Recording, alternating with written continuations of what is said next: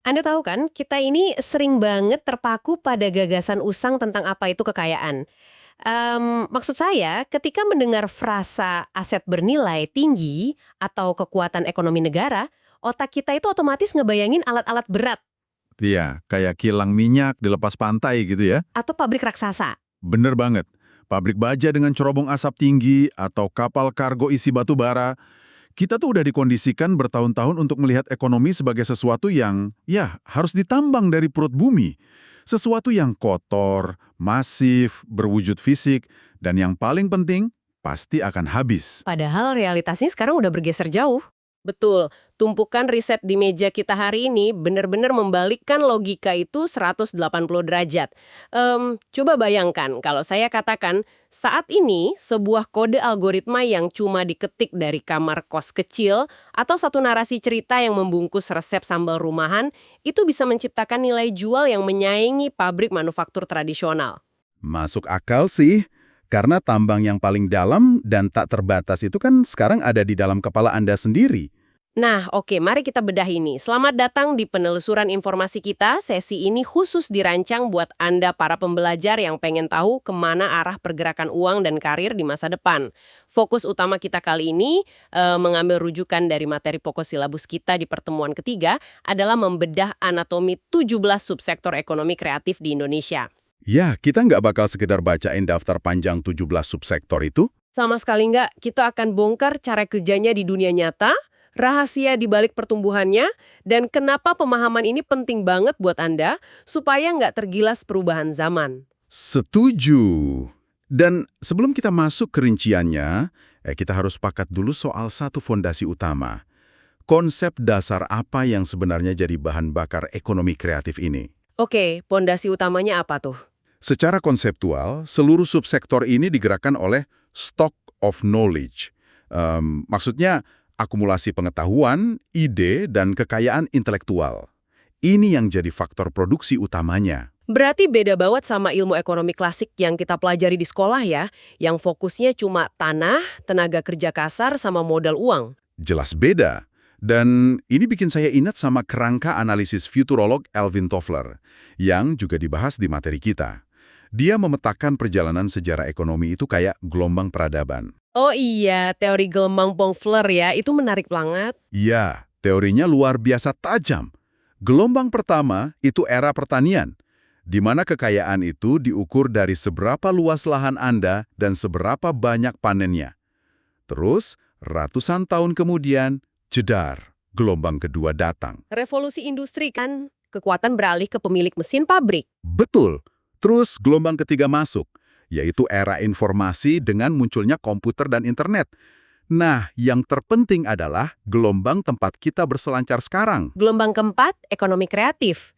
Dan yang bikin gelombang ini unik adalah sifat sumber dayanya kan? Kalau tanah kan bisa habis dibagi, minyak bumi pasti habis disedot. Tapi kalau imajinasi manusia, Nah, itu dia. Imajinasi atau ide itu sumber daya yang paradoksal. Semakin banyak Anda pakai, semakin sering dibagikan, dia nggak menyusut, malah makin berkembang dan tajam. yang sangat menarik di sini adalah gimana pergeseran ini mengubah cara kita ngasih harga ke sebuah produk. Di era industri, harga itu linear banget. Kayak hitung modal bahan baku ya. Persis. Anda beli kursi kayu, ya harganya adalah harga kayu, ditambah ongkos tukang, dan sedikit margin untung. Sederhana. Tapi di era ekonomi kreatif, fisik kursi kayunya itu cuman kanvas. Terus apa yang bikin harganya bisa melambung tinggi? Konsumen sekarang itu rela bayar 10 kali lipat untuk kursi yang sama, asalkan ada nilai tambahnya. Misalnya, desainnya ergonomis, hasil riset tulang belakang. Atau ada narasi kalau kayunya dari hasil daur ulang limbah pabrik, ide dan inovasinya yang mahal, bukan kayunya. Paham? Nah, kalau kita lihat datanya, di Indonesia emas dari gelombang keempat ini kan dipetakan jadi 17 subsektor. Berdasarkan kontribusinya ke PDB, produk domestik bruto kita, ternyata ada 3 raksasa yang dominasinya kuat banget. Kuliner, fashion, dan kriya ya, kerajinan tangan. Betul. Ketiganya ini urat nadi utama yang muter uang paling besar di sektor kreatif kita. Ya, secara statistik memang tidak bisa dibantah. Mereka nyerap jutaan tenaga kerja sampai ke desa-desa. Tapi tunggu sebentar. Disinilah saya merasa kita harus menguji konsepnya sedikit. Kalau ngomongin kuliner dan fashion, itu kan pada dasarnya cuma makanan dan pakaian. Kebutuhan dasar biologis sejak zaman purba. Iya, sandang dan pangan. Nah itu, kita butuh ayam goreng buat kalori, butuh kemeja biar nggak kedinginan.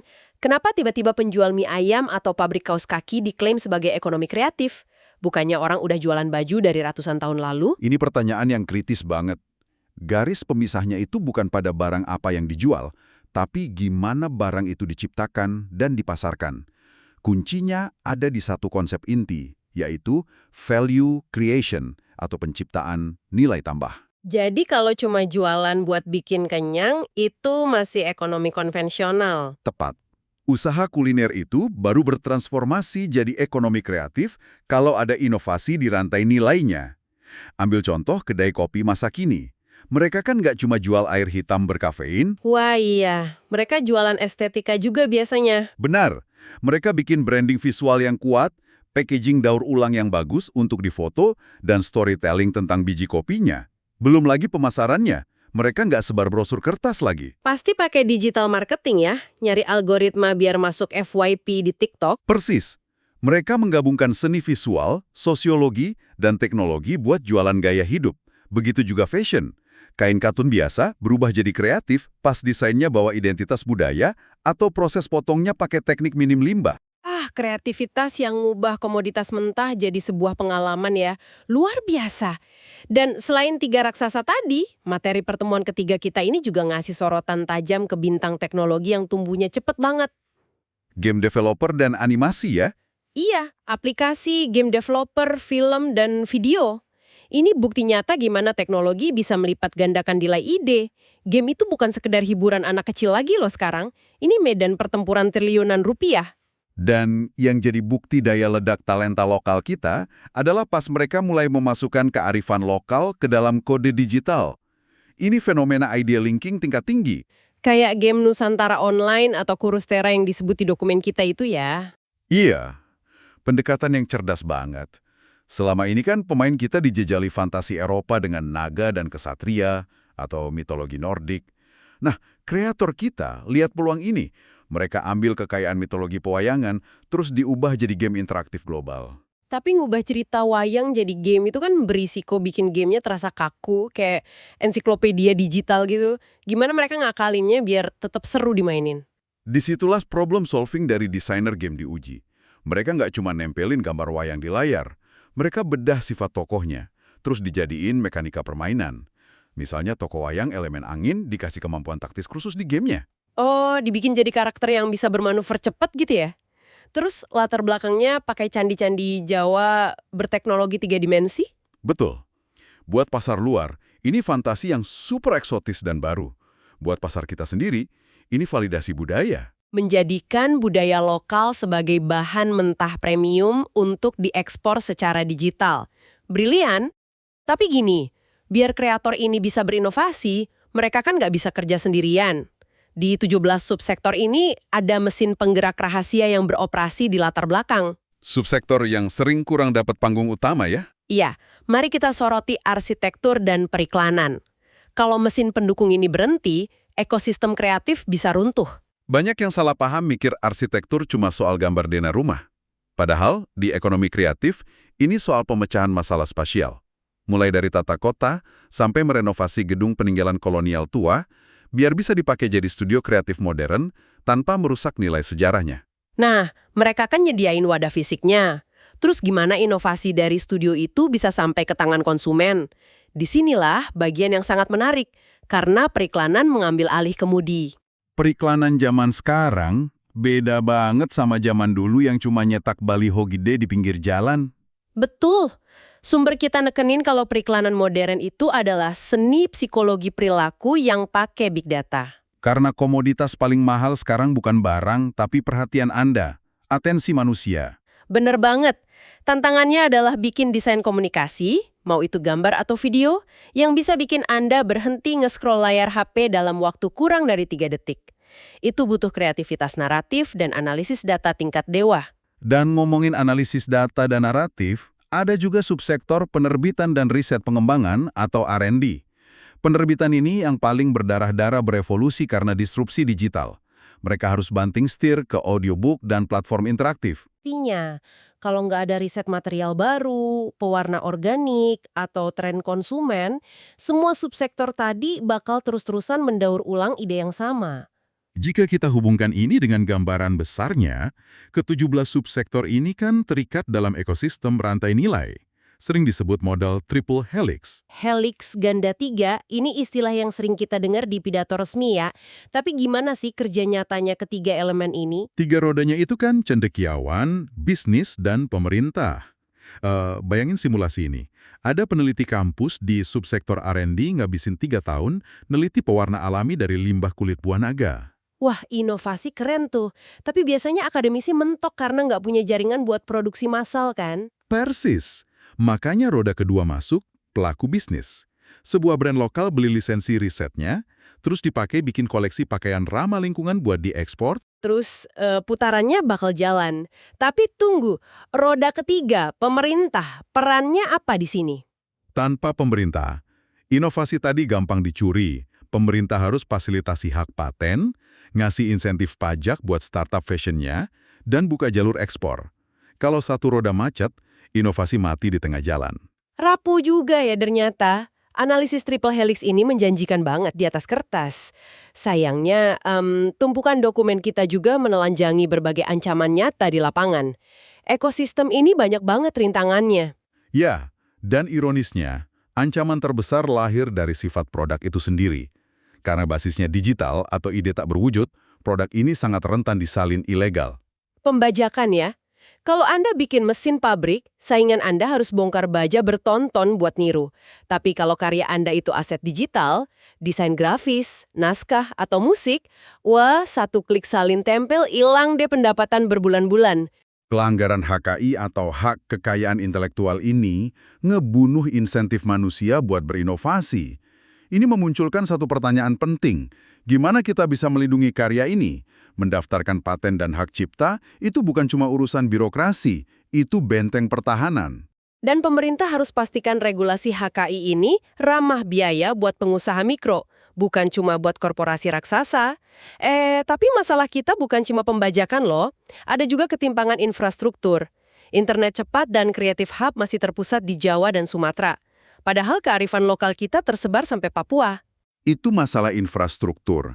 Ada yang lebih mendasar lagi, yaitu celah kualitas sumber daya manusia. Ah, ini dia. Ada observasi tajam dari catatan kita yang menurut saya sedikit ironis.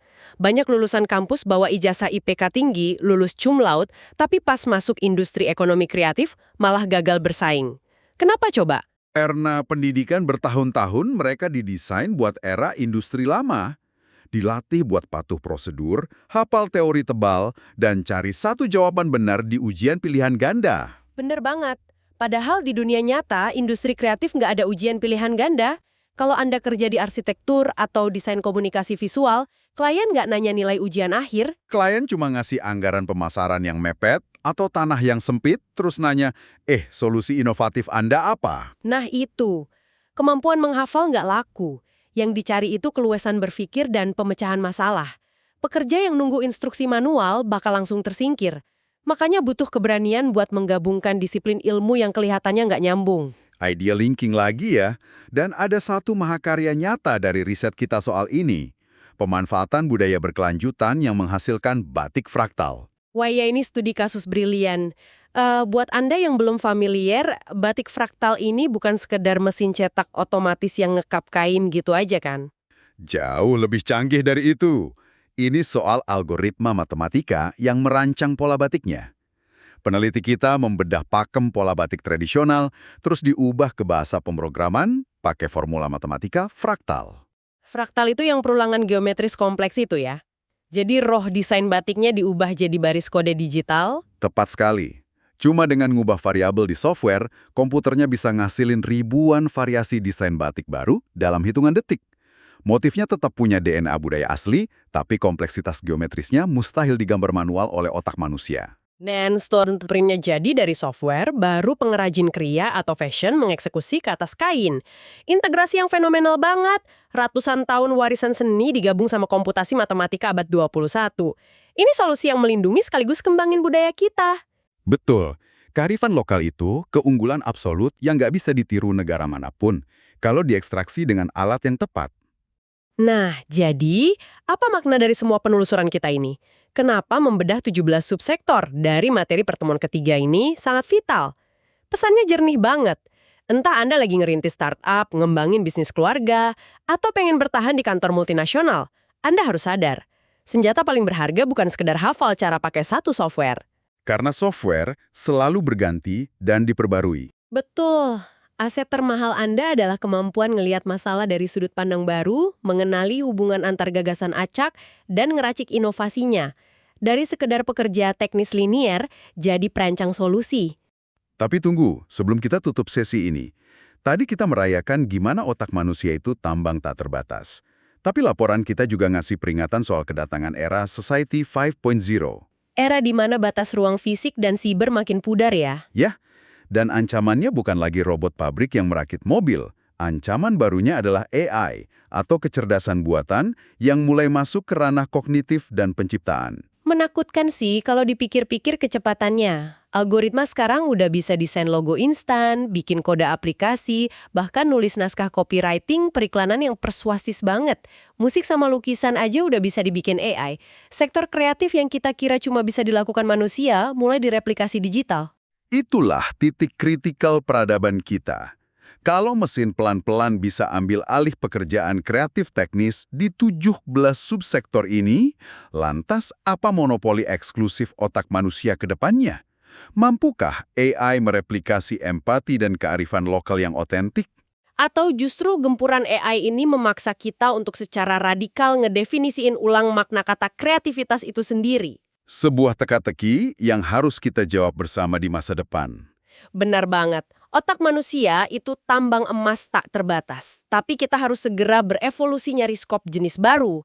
Biar kita nggak kalah cepat menambangnya dari mesin buatan kita sendiri. Sesuatu untuk Anda renungkan secara mandiri, tetaplah kritis, tetaplah relevan, dan sampai jumpa di penelusuran informasi berikutnya.